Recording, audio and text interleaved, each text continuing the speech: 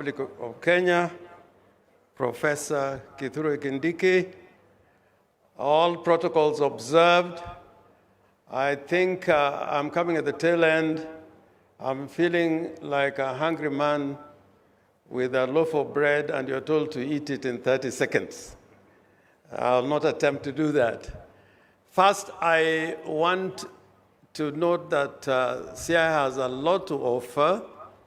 And next month, we are going to have an investment conference similar to this one in CI. I hope some of the partners here, whom we have also talked to, are not going to be fatigued and give up on CI. If we can talk about everything about resources, I think in CI we can talk about many resources in CI, but the most important resource is human resource in all its portfolio.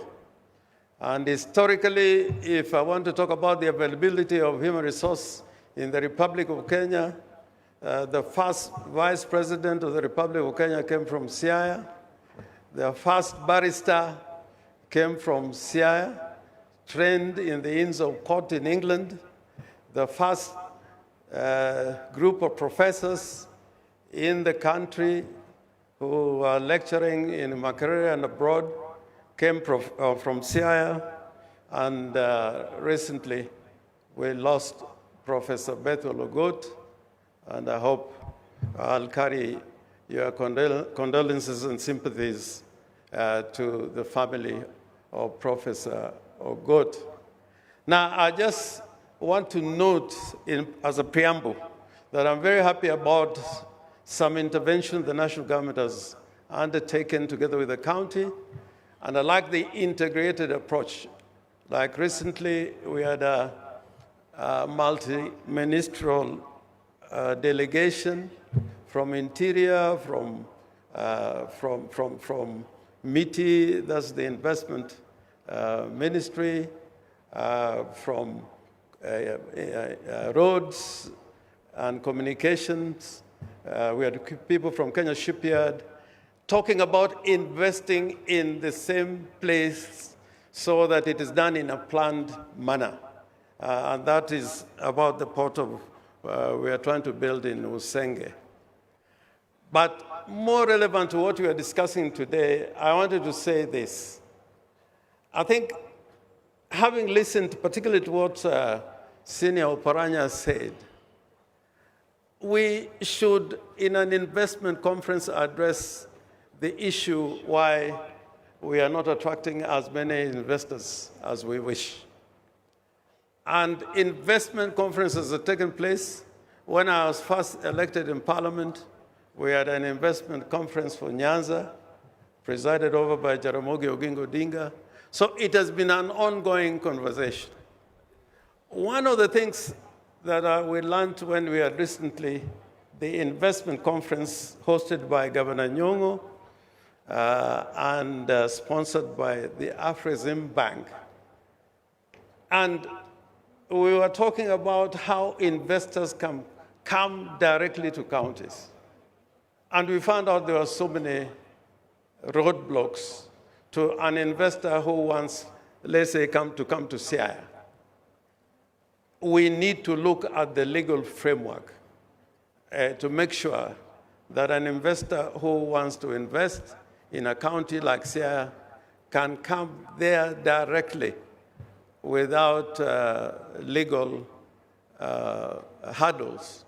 And I want to give a practical example of this. I was in a conference in Cairo where we were talking about urban and municipal development.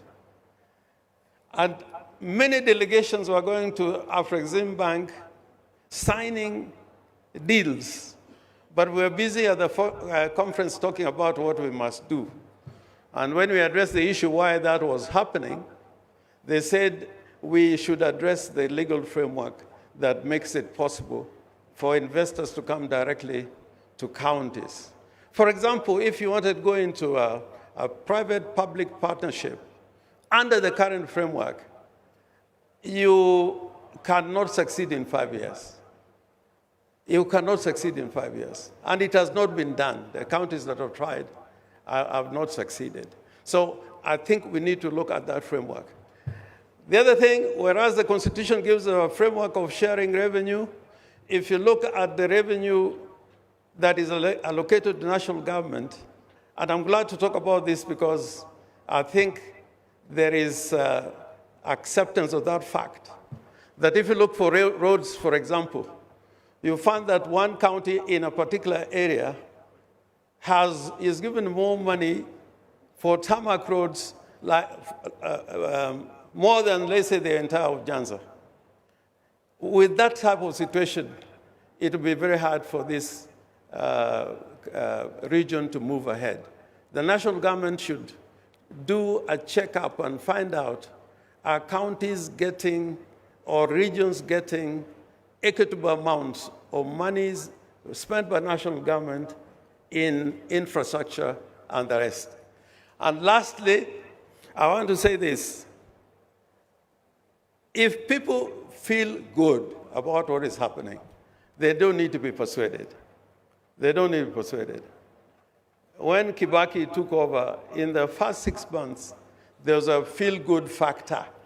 And I'm challenging ourselves that having gone through these processes and in election cycles, we need to take measures that the ordinary Kenyans at the end of the day can say, we feel good, what is happening to us, what services are being delivered to us. And this investment conference will deal with this issue if you can open up the counties and the regions. I don't want to go beyond that. I thank you, and thank you very much, the organizers. Thank you very much, Jim. Could I ask the deputy governors who are here to just stand and wave? I see my deputy governor is there, Dr. Willie, and others. Please, where you are. I'm sorry, this light is too strong. But anyway, thank you so much. Mr. Deputy President, thank you very much for letting us share your time. I'm sure that what has been said here is useful to your ears. And please come again to Kisumu and stay longer. I will be a very good host, and you know why I say so. Asanteni sana. Asante sana. Tafadhali kila mmoja naomba kwa heshima tusimame. Studio natumai tuko tayari kwa sababu ya kutamatisha, kwa sababu ya muda.